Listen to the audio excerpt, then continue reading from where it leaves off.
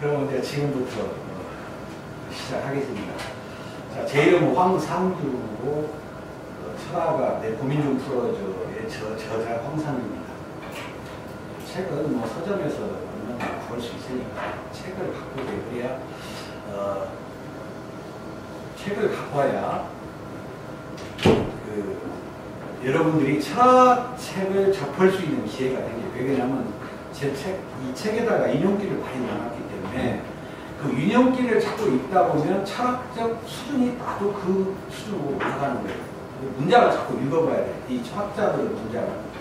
그걸 안 읽어보고 그냥 뭐 이렇게 강의만 들으면은 그 당시는 안 한 게 기억이 안 나요. 그리고 제가 이제 이 여름 특강 이 강의를 계속 하는 데는 그 책 전체를 훑어줄 거예요. 여러분들 읽기가 편하게 책 내용 전체를 훑어주면서 그때 가장 핵심적인 사상가들의 그 글을 같이 읽고 그것을 해독을 해보면 여러분이 아마 끝나고 나면 굉장히 머릿속에 뭔가 꽉 차온다는 생각을 할 겁니다.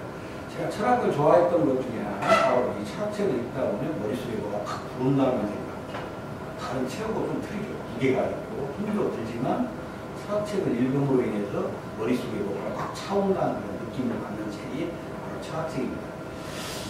근데 문제는 이제 우리가 본론으로 들어가서 문제는 지금 우리나라에 철학이 없다는 것이 가장 큰 문제예요. 제가 이제 이 책 서문에서 썼듯이 지금 우리나라에는 철학이 없습니다. 철학이 없다 보니까 결국은 뭐냐? 철학이 곧 지금 우리 시대의 철학은 뭐냐? 돈입니다. 우리 시대의 철학은 돈이에요. 그러다 보니까 결국은 어떤 가치관, 철학이 없다 보니까 이 오로지 사람들이 생각하는 모든 판단 기준에는 돈이 있습니다. 이 돈으로 있다 보니까 어떤 문제가 생기냐. 우리나라가 이 돈 때문에 다는 뭐가 일어나요? 부조리. 그래서 지금 부패지수가 우리나라 부패지수가 세계 최하입니다. 하위권에 올라가요. 여러분들 신문 통해서 다 봤죠. 부패지수가 세계 최하입니다. 지금 정치권 보면 뭐 썩을 때려 완전히 썩고 말 그대로 거짓말 해놓고도 금방 덮어버리죠. 이게 정도가 너무 심할 정도로 지금 이명박 정부 이후는 이 정책을 잘하고 못하고를 떠나서 그리고 김대중 정부나 노무현 정부는 거짓말을 하는 사람들입니다. 정책적으로 실패한 적이 있어요. 근데 이명박 정부 이후에는 이게 우리나라가 노골적으로 거짓말하는 사회가 되고 있고 또 그런 사람이 상황이에요. 그래서 이 부패지수가 세계 최고 일어나고 있어서 문제는 이제 이 부조리하면서 이제 참사가 끊이지 않고 참사가 일어나요. 참사가 일어나고 그 다음에 이 돈을 위해서 이제 정경유착 이런 것이 다 부패와 연결되고 그러다 보니까 우리나라는 이게 완전히 재벌봉합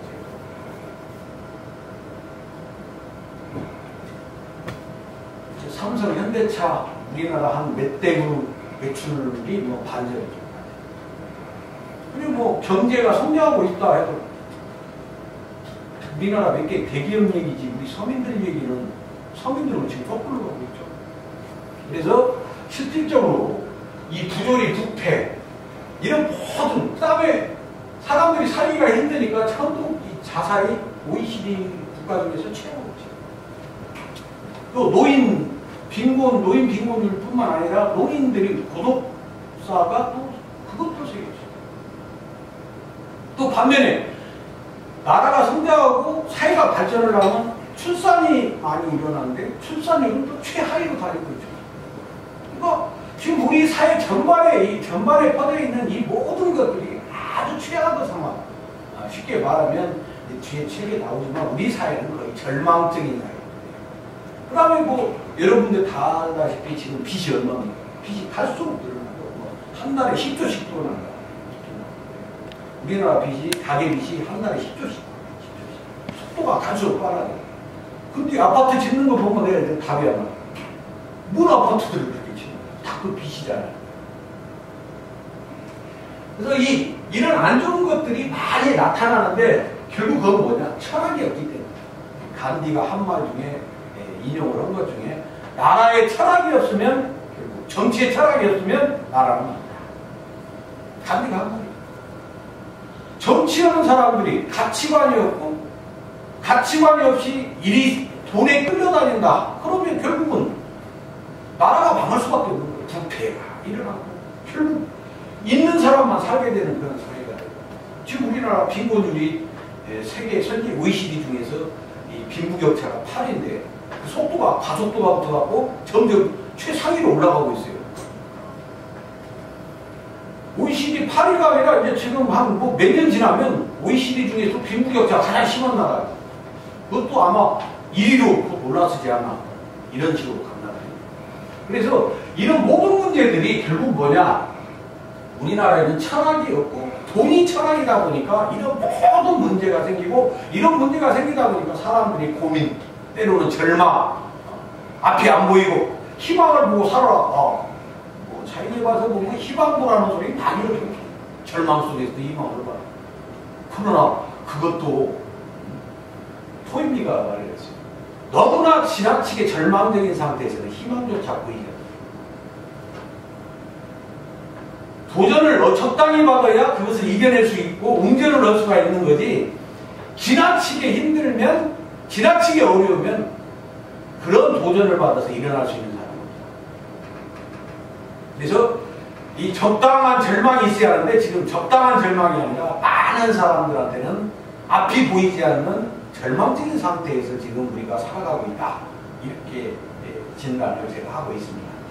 그래서 이제 이런 진단 속에서 우리는 어떻게 살아야 되는가? 어떻게 문제가 나오죠? 어떻게?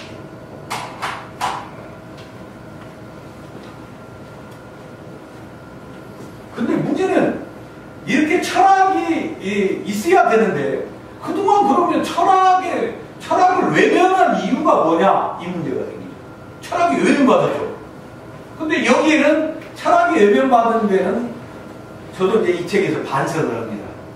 저도 철학을 공부했고, 철학을 공부하신 분도 있고, 철학책을 처음 보신 분도 있고, 그럴 텐데, 되게 대학에서 철학을 배우면 이 철학사 교육이, 철학사 교육이 뭐지? 뭐 공자, 맹자, 순자, 소크라테스, 플라톤, 아리스토텔레스 이 얘기가 뭐냐 이런 얘기만 듣는 게 이게 과연 이런 철학사 교육을 받으면서 이 철학이 과연 우리의 진짜 삶의 고민을 풀어주는가? 모르죠. 뭔가 고민 있는 사람들이 철학을 공부로 갔어. 근데 철학과에 가서 교수님들이 그냥 철학사 강의를 받다 보니까 현실적인 문제역으로 좀 이거 플라톤의 이데아로 이게 뭐야? 아리스토텔레스 형상과 질도 이게 뭐예요? 우리 현실과는 너무나 동떨어진 것 같은 그런 어떤 그 교육을 받다 보니까 철학이 상당히 일반과는 거리가 멀어요. 또 문제는 아까도 하신 고민 좀 풀러왔다. 고민 많죠. 저도 고민이 많지만 책을 쓰고 글을 쓰고 또 읽으면서 수양을 조금씩 하면서 다스려가요. 공자도 자기 생애 동안 내가 도인이 되었다 말을 적어도 않죠. 항상 과정이죠. 과정. 인간은 그러한 생각을 어떤 지혜를 얻었어도 그것을 실행으로 옮기려면 끊임없이 수양해야 되고 갈고 닦아야 되고 그렇게 되는 거예요. 이 실천이 따라야 돼요. 실천이 따르려면 강한 의지가 있어요. 이 철학사 위주의 교육을 하는 데다가 또 이게 뭐냐? 대학에서 주로 하는 그 강의가 이 해석하기. 칸트가 어떻고, 공자가 어떻고. 주로 대학의 그 철학강자들이 이런 주석하고 해석을 하는 대로 너무 하다 보니까 우리가 진짜 살고 이게 진짜 고민스러운 이것은 말이지 뭔가 풀어보고 싶은데 그게 안 보여. 막 동양의 성리학 보고 이가 먼저냐 기가 먼저냐 막 이기가 막 싸우는데 이거 여러분이 아마 도덕 시간 윤리 시간에도 아마 이기 이원론 이기 이론론 저 이기 이원론 차이가 뭐냐 그런 것만 배우지 율곡 이가 어떤 생활에 어떤 지혜를 주고 이런 얘기는 안 배웠다는 거야. 그니 철학을 받아보니까 우리가 철학이 져 있더래요. 그러면서 이 철학이 우리 일반인들에게 보여준다. 그리고 되게 이 해석학이고 이 옛날에 강의도 대부분 뭐냐 강의 프로그램도 보면 되게 뭐 노자 특가 어떤 한 사람에 연관돼서 그런 강의를 하죠. 그러면 이 노자라는 것은 하나의 사상의 줄기고 하나의 자기 나름대로 해법을 준 거지 우리에게 고민을 완전히 풀어주는 그게 아니에요. 일부는 될 수가 있어. 근데 이런 주석 딸기, 해석 딸기를 주로 하다 보니까 현실성이 떨어져. 우리가 철학을 배우는데 이게 뭐가 이게 복잡만 하고 막 이론하고 내가 페이스북에다 노자 얘기를 떠났더니 어떤 사람이 어떤 댓글을 달았냐. 노자 철학은 현실과 거리가 멉니다. 그거 막 아주 막 심각한 말을 써놨어요. 내가 응답을 아예 안 쳐 그런 거 응답은 뭐 그랬어요. 근데 막 노골적으로 현실성이 없는 철학이다. 막 물론 노자 철학 현실성이 없을 수도 있지만 또 노자가 한 축으로 인생을 살다 보면 어떤 때는 굉장히 중요한 지혜를 근데 그런 생각을 안 한단 말이에요. 근데 이런 것들이 뭐냐면 주로 해석을 받고 그 한 어떤 특정인을 해석 달기를 하다 보니까 이게 때로는 이 현실과는 동떨어지게 보일 때가 많습니다. 그래서 이런 그리고 이제 되게 해석하면서 이게 철학이 어디서 이루어지냐 삶의 현장에서 일어나는 게 아니라 어디서 일어나 도서관에서. 그러다 보니까 이게 뭔가 우리가 샌들 강의가 왜 샌들이 돌풍을 일으켰습니까? 샌들이 하버드대 교수 샌들 강의가 왜 돌풍을 일으켰냐? 그 책이 왜 아마 읽어보지는 않았을 거예요. 구입은 많이 했어요. 근데 그 사람이 그 책을 보면 미국의 현실적인 문제들을 건들고 있어요. 근데 저도 읽어보는데 이제 재미는 없어. 왜냐면 미국 문제가 너무 많아. 우리나라 문제가 없어. 다 미국 흑백인 이런 여러 가지 미국의 그 특수한 얘기들을 많이 하니까 좀 이질감을 느껴지죠. 근데 그 사람이 그 엄청난 돌풍을 몰고 올 수 있었던 것은 뭐냐면 대학 교수이지만 미국 사회에서 지금 문제시되고 있는 것들을 거론하면서 철학가입니다. 그러니까 듣는 사람이 신선하죠. 근데 우리는 지금 그런 거 아닌가 그렇게 많지. 현실을 직시하면서 그 철학으로서 해법을 찾아주려고 하는 그런 노력들이 많지 않고 오히려 그냥 주석달, 노자 강의, 공자 특강, 논어 특강 이런 건 특강들. 그러나 그걸 종합적으로 생각해서 진짜 지혜를 줄 수 있는 이런 것들이 우리 사회입니다. 이런 것들 때문에 이 철학이 외면을 또 많이 받은 것은 우리 철학한 사람들의 일의 책임이 있다. 이렇게 볼 수가 있습니다. 그렇지만 지금 우리 사회의 문제는 철학이 외면받는 것도 외면받는 거지만 문제는 모든 사람들이 돈이 철학으로 변해버린 순간 지금 우리 사회가 절망으로 가고 있다. 그럼 이걸 절망해서 어떻게 우리는 이것을 끌어낼 수 있을까? 이 책의 주제가 바로 이겁니다. 어떻게? 근데 이 고민의 문제는 두 가지에서 일어나요. 하나는 사회적 고민이 있고 또 하나는 개인적 고민이죠. 이것을 우리가 사회적 고민을 해결하려면 사회윤리라고 하죠. 개인적 고민을 풀려면 이것은 개인윤리죠. 바로 이제 철학가라는 책에는 이 두 가지를 고민을 하죠. 앞에서 처음에 인간은 사회적 동물이기 때문에 사회 시스템 문제가 이게 중요한 문제죠. 시스템을 안 걸어놓으면 이게 문제가 돼요. 지금 이 사회적 고민에서 가장 우리 사회의 고민은 바로 이 정의 문제가 됩니다. 유전무죄. 유전무죄. 이것은 뭐냐면 돈이 곧 법의 심판을 하고 있다는 얘기고, 그것은 정의롭지, 지금 우리 사회가 아주 막갈대로 막가고 있다. 이렇게 생각하면 되죠. 아주 막가고 있는 거예요. 막가고 있어요. 이런 막가고 있을 때 우리는 어떻게 이 정의로운 사회로 갈 수 있고, 이 철학이 돈이 아닌 사회로 가기 위해서는 우리는 어떻게 해야 되는가, 이걸 고민하지 않았어요. 그것이 바로 이 사회적 고민과 관련된 이 정의 문제고, 이 정의 문제는 시스템과 관련된 사회 시스템 문제.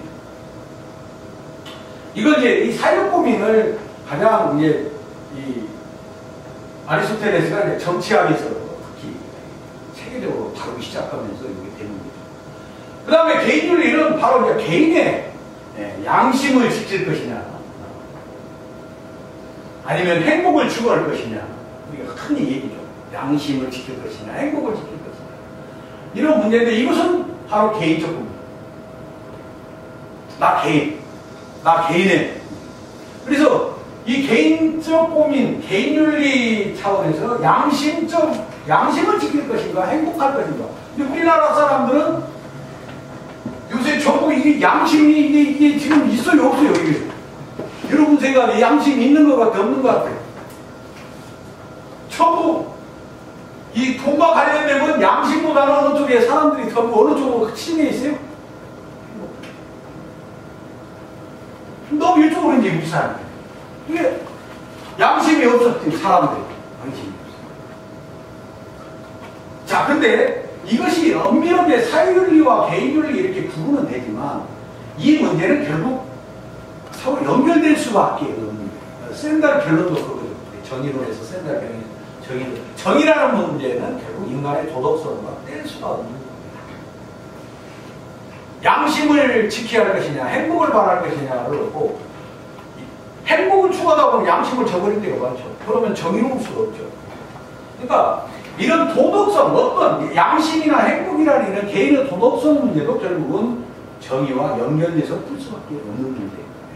그렇지만 제가 철학가에서 이 책을 구성을 할 때는 이 두 가지로 일부 나눠서 이것을 나중에 종합적으로 정리해놓은 책이다라고 보시면 됩니다. 그래서 이제 이 시간에 이제 이렇게 책은 사회적 고민과 개인적 고민 이 두 가지를 우리가 갖고 살아가는데, 처음에 이제 우리가 무슨 고민부터 풀어가야 되겠어요? 사회적 고민을. 왜 사회적 고민을 먼저 내놨냐? 인간은 일단 내가 개인적인 어떤 마음을 잡기 이전에 지금 우리가 살고 있는 시스템부터 지키는 거예요. 뭐가 잘못돼요? 제가 오직 하면 자기계발서 열풍 앵간히 좀 불어라. 자기계발서가 저도 이제 꿈꾸는 천재라는 자기계발서를 안 쓴 게 아니에요. 근데 그것이 이제 청소년용으로 나왔긴 했는데 실제는 뭐 성인들이 읽어야 될 책이죠. 근데 그걸 써보고 내가 느낀 걸, 철학책을 다시 쓰면서 느낀 것이 뭐냐? 왜 자기계발서가 문제가 되냐?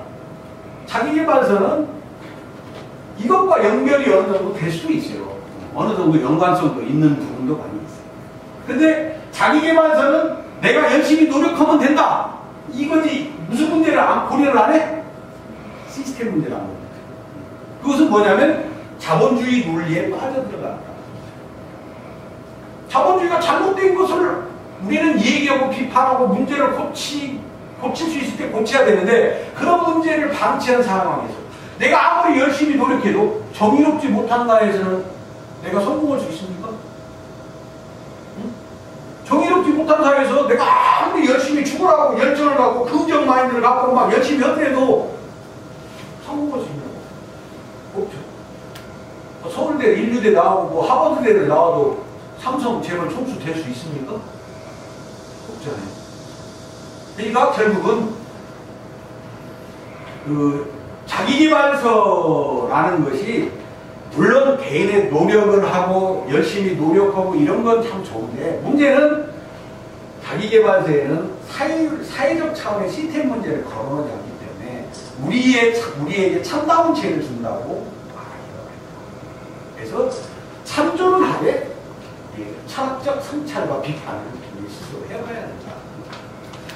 자, 그런데 이제 이 사회윤리로 이제 우리가 이제 본론으로 들어가서, 자, 우리가 이제 어떻게 하면 이 문제를 풀 수 있는가? 자, 어떻게? 그래서 이제 이 어떻게로 들어가는데, 첫째 이제 거기에 제 책에 뭐가 나오냐면, 첫째, 인간이란 무엇인가?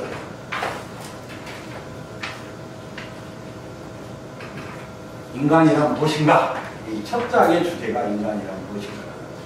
사회성 이전에 왜 인간이란 문제 무엇인가를 먼저 다루냐면, 인간이라는 것을 모르고서는 우리가 어떻게 해야 될지를 모르고, 인간이라는 것을 모르고는 내가 어떻게 나의 고민을 풀 수 있겠어요?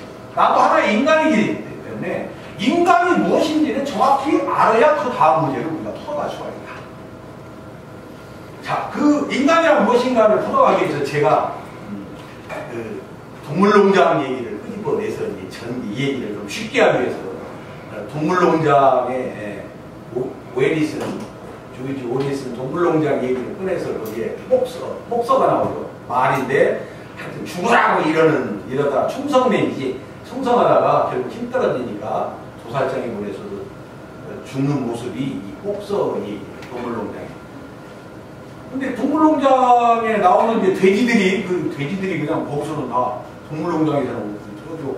근데 지금 우리나라도 동물농장과 똑같아요. 그죠? 쥐도 나오고, 요새는 또 닭도 나오고, 그죠? 우리나라 이 동물농장과 똑같은 상황이 지금 벌어지고 있어요. 쥐정부, 닭정부, 그런 하도 막, 이 사이버 세계, SNS 보면 그냥 아주 어지라. 근데 실제 동물농장에서 오해이 그렇게 얘기했지만, 하여튼, 이 돼지들이 우두머리 역할을 하는데, 거기에 충성스러운 개도 있고, 이 폭서같이, 말하자면, 이 열정을 갖고 일을 하지만, 결국 최후에는 결국 딱 썰 만큼 써먹고 쓸모가 없으니까 바로 제거되는. 그럼 결국 보면, 우리 자본주의 사회의 모습과 다름없다.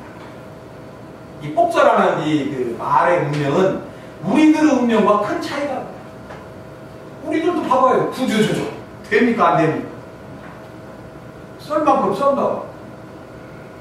아니, 우리들의 모습이 결국은 이 오에니슨 동물농장에 나와 있는 여러 사람들에 의해요. 그리고 요새 사회가 이렇게 힘들고 해도 누구 하나 사회에 대해서 비판을 하고 큰소리치고 뭔가 잘못됐다 크게 나오는 사람도 없죠. 조용하죠. 양처럼 쓰러져.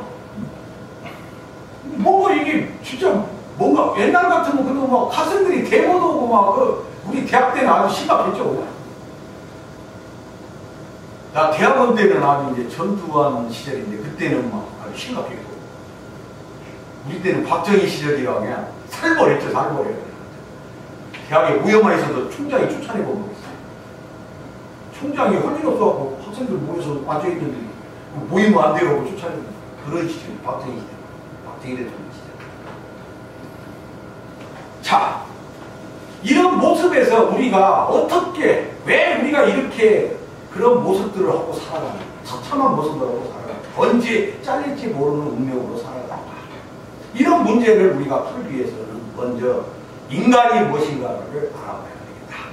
근데 대체적으로 인간이란 무엇이냐 할 때 이제 도덕적인, 주로 여기서는 도덕 윤리적 차원에서 묻는 거죠. 인간에 대한 정의는 수도 없이 여러 가지로 상징적 동물이다. 세상에서 가장 이 지구상에서 가장 적응을 잘하는 동물이다. 여러 가지 정의는 수도 없이 많이 나올 수가 있지만 윤리적 차원의 지금 인간이란 무엇인가를 지금 얘기합니다. 윤리적 차원.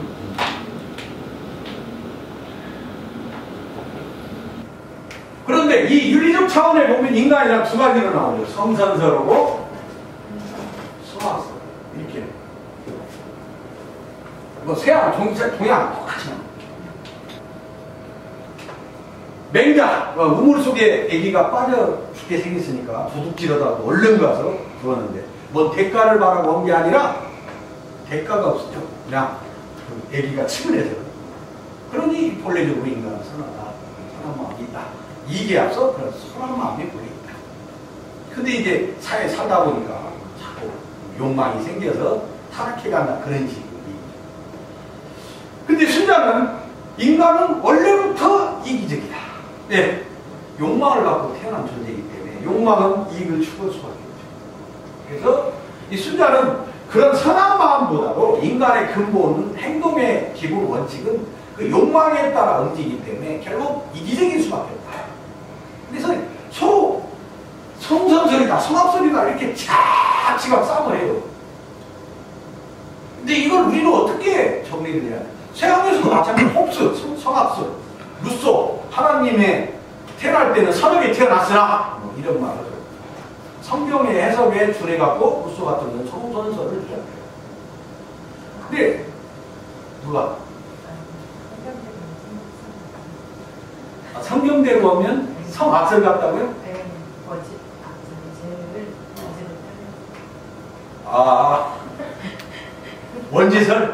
원제설에 입각해서? 근데 처음에는 아니죠. 에덴 동산에 살 때. 에덴 동산에 탈 때 하나님 형상에 따라 만들어졌다 뭐 이런 거 여러 가지 나오면 그렇게 해석하기는 좀 무리가 있어요. 자, 하여튼 그걸 떠나서 이 크게 보면 이렇게 선하다, 악하다 이렇게 했는데 저는 이제 이걸 단순 처리했어요. 이런 고대 이 고전적인 인간에 대한 정의는 문제가 있다. 이분법적, 옛날 고전적인 사고방식은 되게 철학자들이라도 이분법적 사고를 갖고 있어요. 이가 아니면 저거. 근데 여러분들, 인간이 이가 아니면 저거 같습니까? 아니요. 얼굴은 다 똑같이 다 틀린 것처럼 또 성격도, 사람도 다 틀립니다. 제가 이제 거기다 그 인간이란 무엇이 있냐에서 이제 포스트 모더니즘이라는 말을 꺼냅니다. 포스트 모더니즘. 모던을 넘는다 이 말이지. 이제 근대주의가 이성주의인데 이성적이라는 것은 이가 아니면 저래요. 어찌 보면 가치를 절대화하는 시기를 모더니즘이라고 얘기하는데 절대를 뛰어넘는 거죠. 절대화를 넘어가는 것이 포스트 모더니즘. 그러니까 이것은 이제 가치, 논리적으로 가치고 다원주의죠. 다원주의. 포스트 모더니즘은 다원주의다. 제가 이제 나중에 이런 어떻게 풀 것인가 이것도 그것과 깊은 연관이 있습니다. 공자의 말도 어떻게 들으면 모르죠. 근데 또 어떨 때 보면 안 맞죠. 이게 어떤 때는 맞은 것 같고 어떤 때는 안 맞은 것 같고. 성경에서 원수를 사랑하라고 맞아요? 원수를 사랑하라고 보는 철학가들도 여러 사람이요. 니체는 뭐 종교에 반대하는 니체는 원수를 사랑하는 건 본성이 안 맞아서 그 틀려먹었다! 이렇게 얘기해요. 인간 본성이 안 맞게 니체는. 원수를 사랑한다는 자체가 인간 본성하고 안 맞으니까 그 웃기는 소리를 말아. 이렇게 니체는 아예 단도직입적으로 얘기해요. 그러니까 철학적으로 또 장자도 원수를 사랑하라고 설계해요. 원수 사랑했다 나 죽을 일이 있냐 이거지. 그래서 장자도 원수 사랑하라는 말을 인정하네요. 사람마다 이게 상황이 다 틀리고 또는 대답이 다 틀리단 말이에요. 근데 인간도 내가 왜 이것을 이 다원주의적 사고방식을 우리가 앞으로 해야 되고 그래야 철학이 우리 실생활에 큰 도움이 될 수 있다 라고 하는 이유가 뭐예요? 독단에 빠지지 않는다. 철학이 제일 문제가 됐던 것은 너무 철학자들 자체도 때로는 자기 생각에 너무 가치를 많이 무게를 주다 보니까 사람들이 현실과 안 맞을 때가 많은데 이런 생각을 하게 됩니다. 자, 인간도 선호가 악하다 했는데 이거 선호한 것도 같고 어떤 데 보면 아주 인간같이 잔인하고 잔악하고 이거 잔인하고 잔악할 때도 많죠. 인간만큼 잔악한 동물이 없죠. 실제는 가장 잔인하지. 똑똑하고 잔인. 가장 세상에서 무서운 게 사람이라고 보는 거예요. 이게 우주를 지켜보면 인간보다 더 무서운 존재가 있을 수도 있는데 이제 지구 상에서는 어찌 보면 제일 무섭죠. 가장 악랄하게 동족을 죽여도 가장 악랄하게 죽입니다. 자, 선천적으로 사이코패스도 있고 요새는 소셜 패스 이 패스를 집어넣어가지고 사회성이 전혀 없는 사람. 태어날 때부터 사회성이 없어. 그런 사람은 전부 이기적이야. 모든 행동이 다 이기적이야. 근데 잘 몰라. 가면을 하도 인간들을 잘 쓰니까. 인간들은 이 가면을 잘 쓴단 말이야. 그게 문제라는 거야. 바로 옆에가 살인마인데 몰라. 사람들이 모르죠. 강우순이 얼마나 미나며. 강우순 파세요? 옛날 성폭행하고 여성 살인범. 유영철이는 별로 정확히 얼굴 안 나왔는데 강우순은 진짜 잘생겼어요. 내가 이 책에도 써놨지만 여자 경찰들이 살인마를 미남 많다. 옛날에 보면 뭐 심리학에 보면 범죄의 얼굴이 있다. 그게 콩 같은 소리고 범죄의 길가가 없대요. 살인마 중에는 진짜 미남이고 호감가는 사람들. 강호성 같은 여자가 미남인데다 돈봐. 푹 쏘니까 푹 빨려들어가고 따라가고 죽어. 그러니까 우리가 뭐 범죄형이 있다 이런 거 경찰에 만 봐라. 근데 우리는 심리학에서 옛날에 범죄형 얼굴이 있다 이렇게 나왔었어. 다 엉터리지. 거기서 이제 제가 착안한 것이 인간이라는 것은 이렇게 이분법적으로 정의를 하는 것 자체가 안 된다 이거예요. 인간은 선과 악에서 서로 넘나들면서 끊임없이 선악을 넘나드는 존재지 선하다 악하다 이렇게 단정하지 말아요. 선한 측면은 인간이 사회적 동물이기 때문에 융합하기 위해서 선해지려고 하는 거고 악해지는 건 욕망이 있기 때문에 인간은 자기 먼저 생각하는 거죠. 이게 결국 이 선한 쪽은 사회성 때문에 이러는 것이고 이 악한 것은 욕망 때문에. 근데 이것이 둘이 결합이 되어 있죠. 그래서 선과 악을 넘나드는 존재지 선하다 악하다 이렇게 고대 철학자들 같이 이 단정해서는 안 된다. 이것을 알면 왜 공자 말에 문제가 있고 이런 것도 다 드러나요. 나중에 이제 보면. 공자가 이렇게 말했지만 이건 안 될 수도 있다. 노자가 이렇게 말했지만 이건 이렇게. 그런 문제점들을 우리가 이걸 생각할 수가 있는 거예요. 자, 그러면 이제 이런 인간성을 갖고 포스트 모더니즘 시대에 사는 우리 인간 또 앞으로 철학이라는 것이 왜 인간의 고민을 해결해 줄 수 있냐? 그것은 철학자들의 다양한 사고, 철학자들이 다 틀리게 사고를 했죠. 그 다양한 사고를 나름대로 종합 정리해서 뭔가 내가 살아갈 수 있는 지혜를 얻을 수 있어요. 근데 하나만 봐갖고는 답이 안 나와. 하나만 봐. 그러면 이제 우리가 이것과 연결시켜서 우리가 흔히 고민하는 거예요. 이 사형제도를 하는 거예요. 사형제도. 사형 어떻게 해요? 지금 보류, 우리나라 보류국가. 사형을 해야겠어요, 그냥. 폐지해야 사형을 폐지해야 되잖아. 왜, 어떻게 해서? 사형 폐지론자는 인권론자들인데, 인권론자들이 폐지론을 주장합니다. 요새 진보교육감들을 우리가 인권론자라고 해갖고, 이게 문제가 뭐냐면 학교에서 체벌을 못해. 아예 손도 못해. 근데 선생님들은 누구라고 해요? 교육감 잘못 보면 다 하는 게 하는 날이 많아. 이 친구들은 할 일이 교육감 배우고. 실제 가서 애들이 먹으래 못 들고 중학생들 먹으래 버리고 선생님 말하면 주워 먹어버리고 여선생들은 뭐 맞고도 살고 뭐 그런 나라인데 사형제도 체벌 다 똑같아요. 자, 내가 이 책에는 아직 안 했는데 2권에 보면 이제 2권을 원고는 다 써놨어요. 수량은 한번 마지막 보고 이제 탈모를 끝낼 거야. 거기에 이제 칭찬 얘기를 교육과 관련된 얘기가 칭찬에 대해서 문제를 제기를 했어요. 칭찬이 능사냐? 칭찬은 고래를 춤추게 한다. 그랬죠. 그 범고래가 고래 중에 가장 포악한 최고의 포식자는 바다의 왕이. 근데 내가 그 SNS 통해서 이 어린애가 물가에 있는데 범고래가 와서 팍 묻어가 버린대요. 범고래가 원래 물개들을 물가에 있으면 거기까지 와갖고 넘어가버리죠. 근데 사람도 원래 안 된다고 했는데 범고에 갔다가 얘기를 들어가버리죠. 그럼 찍어놓는 거예요. 여자가 물가에 서 있는데 아가가 다 채먹는 거고. 그 이쁜 아줌마로 아가씨가 그냥 뭐 사진 찍는데 뒤에서 탁 뭐가 통째로 그냥 들어가요. 무서워. 그 고래는 아니 칭찬은 고래를 춤추게 한다. 그것이 저는 반대로 잘못된 거예요.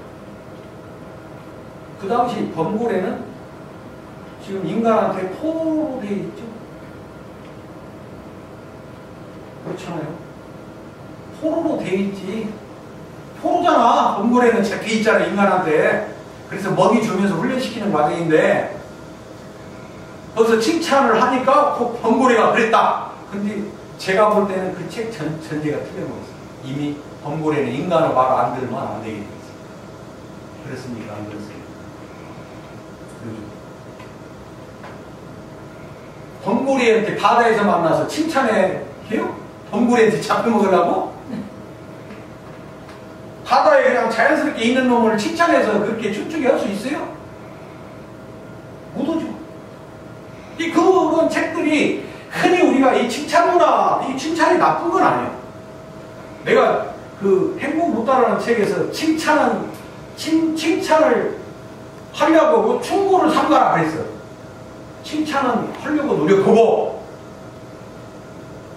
충고는 삼가라. 근데 사람들은 어떻습니까? 살아갈 때 뭘 많이 해요? 충고한다고 하죠. 근데 충고를 많이 하는 것은 상대방 자존심을 공격하는 거예요. 이게 자칫하는 거예요. 나의 우월성을 보여줄 수 있는 거예요. 그렇기 때문에 충고를 막 많이 하는 사람, 나도 그런 표현에 들어가는데 그거 절대 좋은 게 아니에요. 근데 잘못 사는 거예요. 충고를 함부로 안 하는 게 나아요. 너무 할 때 조금 이렇게 야야야야 이렇게 살짝 이렇게 좀 해야지. 막 충고하고 막 가르치려고 막 이 노노에도 하잖아. 공자가 가르치려고 그래. 충고한다고 가르치려고 한단 말이야, 사람들이. 그거 인간관계에서 굉장히 안 좋은 거예요. 충고는 삼가하고 칭찬을 좀 해라. 이게 제가 하는 말인데, 근데 칭찬이라는 것도 반드시 뭐가 들어가야 돼? 진정성. 진정성 없는 이게 칭찬은 이거 칭찬이 아니야. 하지 말라고 그래요. 그건 아부에 똑같아요. 진심이 안 들어가는 거는 칭찬하지 말라고. 그 사회적으로 뭐 아부나 똑같은 거예요. 애들한테 아부는 거예요. 근데 이 체벌 문제도 마찬가지로 이 체벌이라는 것은 왜 체벌을 해야 되냐? 이것은 저는 체벌론자입니다. 왜 그래요? 애가 떠들어. 말로 해도 안 돼. 그러면 미국식으로 하면 학교에 오라가고 막, 뭔가 막 행정적 제재를 할 수가 있어. 우리는 그런 제재도 없어. 근데 행정제재보다 한 대 때리고, 야, 임시게 때리고, 이거 하는 게 낫다, 이 말이야. 그걸 가르치는 게. 효과도 바로 나타나고.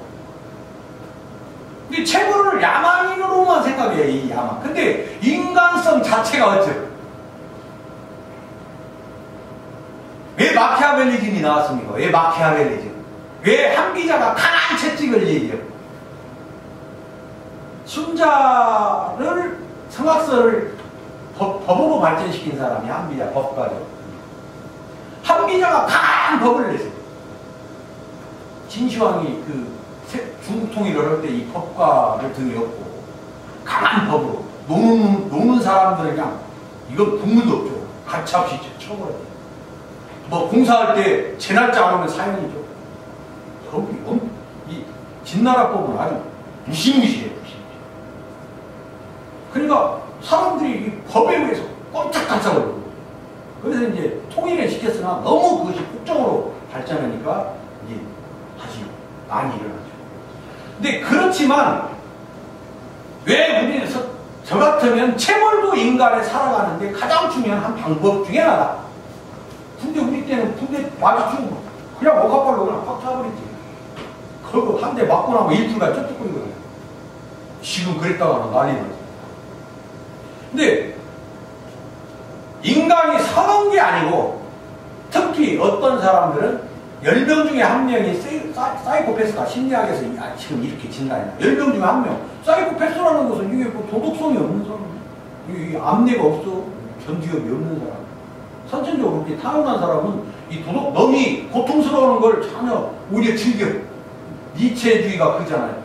니체는 인간은 괴롭히면서 희열을 느끼는 존재다. 이렇게 그런 측면이 있다는 게 인간은 너를 괴롭히면서 희열을 느끼는 존재.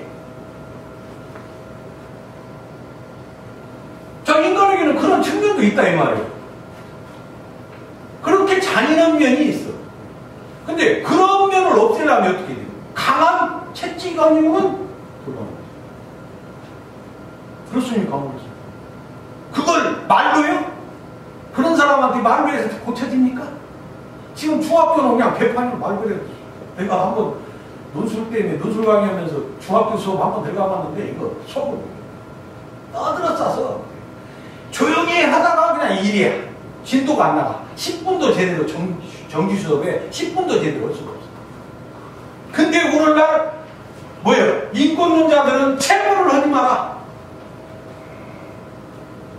저는 그 반대입니다. 저는 이건 뭐 수학적으로 도식이 아니지만 인간 법 없이 사는 사람, 법 없이도 사는 사람 한 30% 보고 법이 꼭 있어야 강한 법이 있어야 되는 사람 30% 보고 나머지는 왔다 갔다 40%는 왔다 갔다 들깍날깍 이렇게 이제 일단 해요. 근데 실제는 이제 이건 나중에 이런 식으로 봐요 그냥. 그러면 이런 사람들은 강한 법으로 통제를 하지 않으면 사회가 혼란스러워요. 왜 사용을 안 시켜요? 인권을 내세우는데 인권론자들이 모순이 뭐냐면 다른 사람의 인권은 생각을 않고 가해자의 인권만 생각하는 거예요. 이게 잘못된 거 아니에요? 사형수를 왜 살려줘? 너 목숨을 유영철이가 20 몇 명의 여사를 죽였는데 죽은 사람의 인권은 인권 아니에요? 유영철의 인권만 인권이야? 아니죠. 그리고 정의 차원에서 우리가 정의 정의하는데 다른 사람한테 피해를 줬으면 그만한 대가를 받아야 돼요. 너무 죽였으면 당연히 죽여야 돼. 인권을 내세워갖고 지금 우리나라 법이 물법. 자, 이거 없애. 그러다 보니까 우리 사회 전체가 뭐냐? 법이 없는 부조리한 사회. 잘못한 것을 보고도 가만히 있어 사람들이. 지금 보세요. 나 정치가들 그렇게 하고 있어도 국민들 최악이야. 어떻게 된 사유가를 해도 먹었어. 그리고 다음에 또 찍어보면 또 판단하다는 표가 엄청나요. 새누리당.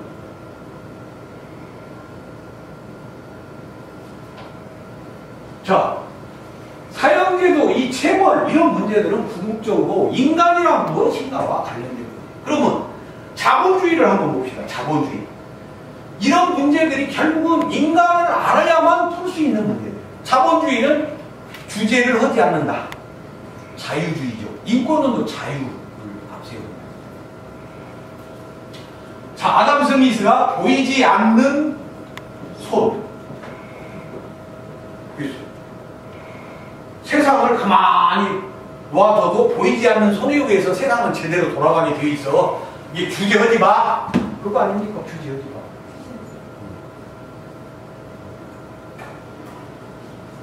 보이지 않는 손. 이게 뭐냐 한 게 그 당시 아담 스미스가 막 활보할 때가 이성주의예요. 이성주의. 계몽주의 시대. 인간에 대한 막 낙관적 신념에 딱 차 있을 때 인권론자들이 다 그렇게 나온 거예요. 인간에 대한 낙관적 신념의 시대에서 나온 거예요. 근데 20세기에 오면서 인권 무너지잖아요. 인간의 낙관론은. 근데 보이지 않는 손에 의해서 자동 조절되니까 규제를 풀고 이런 걸 다 풀어놔 있어요. 근데 규제 푸는 게 어떻게 됐습니까? 지금 신자유주의 미국에서 다시 시작한 신자유주의 뭐냐? 이게 주제를 없애자는 주의예요. 신자유주의가 등장하면서 어떻게 됐어요? 주제를 풀으니까 어떻게 됐어?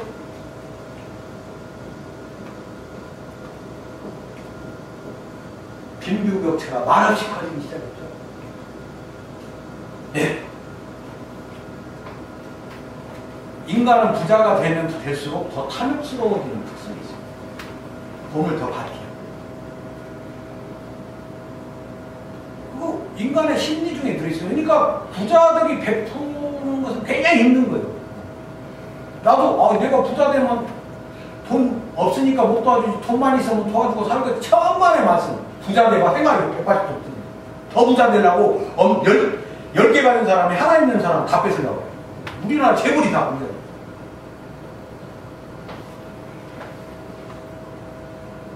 신자유주의가 들어왔고 규제를 철폐해요. 사람도 마음대로 잘라라. 못 자르겠어요? 복지. 마음대로 잘라라.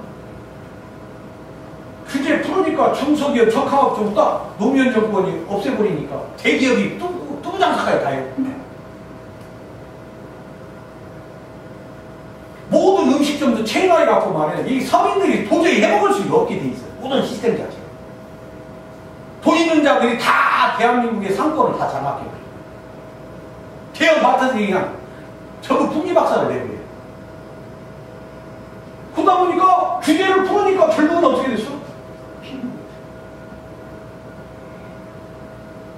규제를 풀자. 우리나라 껏뜨거면 규제를 풀어야 기업이 성장하라고, 기업이 성장해야 나라가 산다고.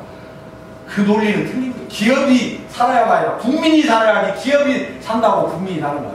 우리나라 삼성 같은 공룡이 살아가도 국민들은 더 가난해요.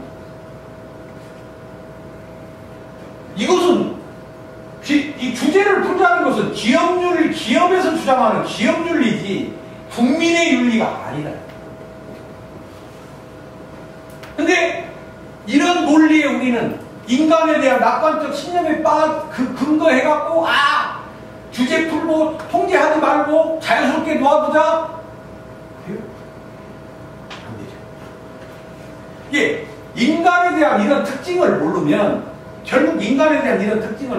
결국은 우리가 엉뚱한 길로 가서 고민에 빠지고 해결되는 못 찾는 거예요. 자, 우리 자식에 대해서도 때로는 강한 채찍을 해야 된다. 그럴 수밖에 없죠. 자, 인간은 항상 사는 것도 아니고 때로는 상황에 따라서 이제 좀 쉬었다가 다음 시간에 할 때는 인간이 이런 존재인데 본래적으로 이렇게 균형점을 찾아야 되는데 다음 시간에 왜 앞쪽으로 지금 흘러가고 있는가, 그걸 하면서 우리 사회의 문제를 짚어봅시다. 좀 쉬었다가